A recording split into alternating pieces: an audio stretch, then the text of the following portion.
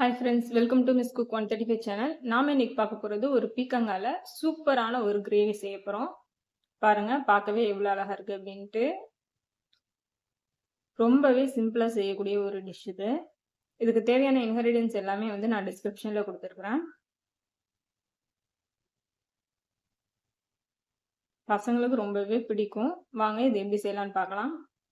ஒரு வாணலியில எண்ணெய் ஊற்றிக்கோங்க.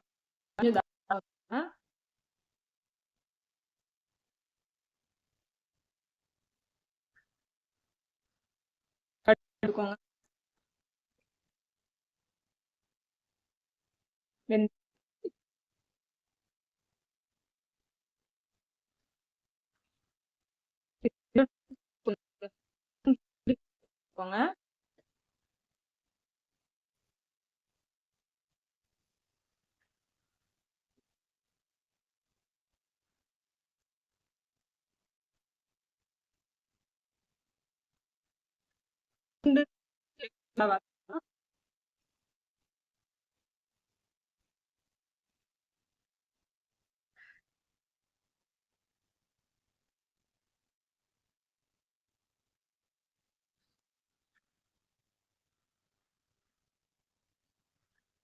நல்லா வதங்கின உடனே அதுக்கப்புறம் கொஞ்சமா மஞ்சத்தூள் போட்டுக்கோங்க.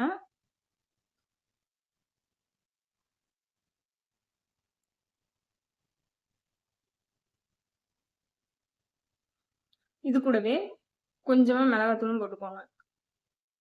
மிளகாத்தூள் அடுப்பு வச்சுக்கோங்க. மிளகாய் கறி எடுத்து நான் கையளவு தான் யூஸ் பண்றேன். ஸ்பூன் அளவுனா 2 ஸ்பூன் அளவு மிளகாத்தூள் போட்டு சிம்ல வச்சு அந்த மசால் கருகாம அதனுடைய பச்சை வாடை போற வரைக்கும் வதக்குங்க. அது நல்லா வதக்கி வாடை போய் எண்ணெய் வருது. இப்போ தக்காளி போட்டுரும்.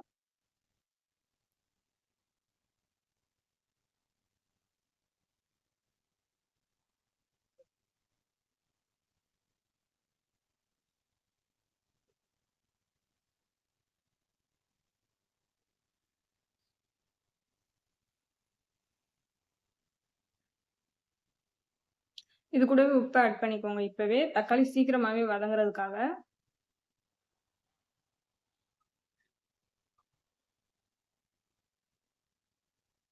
நல்லா கிளறி விட்டு உப்பு எல்லாத்தையும் சேர்த்து நல்லா கிளறி விட்டு ஒரு பாத்திரத்தை வச்சு மூடி வச்சுக்கோங்க.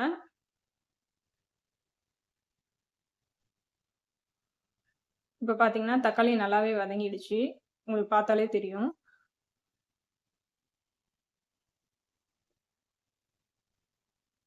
இதனோட நம்ம கட் பண்ணி வச்சிருக்கோம் இல்லையா பீக்கங்காய்,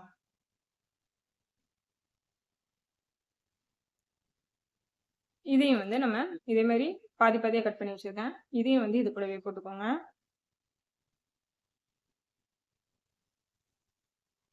போட்டு நல்லா கிளறி விட்டுக்கோங்க.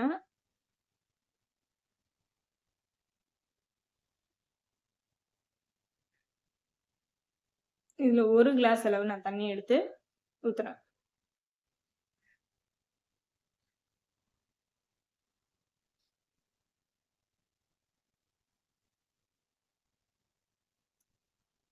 நல்லா கிளறி விட்டுட்டு அதே மாதிரியே திரும்ப ஒரு தட்டு எதனா வச்சு மூடி வச்சுருங்க.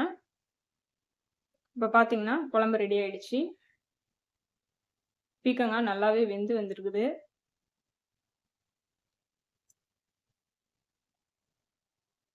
இது சாப்பாடு, இந்த பீக்கங்காய் குழம்பு ரொம்பவே டேஸ்டா இருக்குங்க.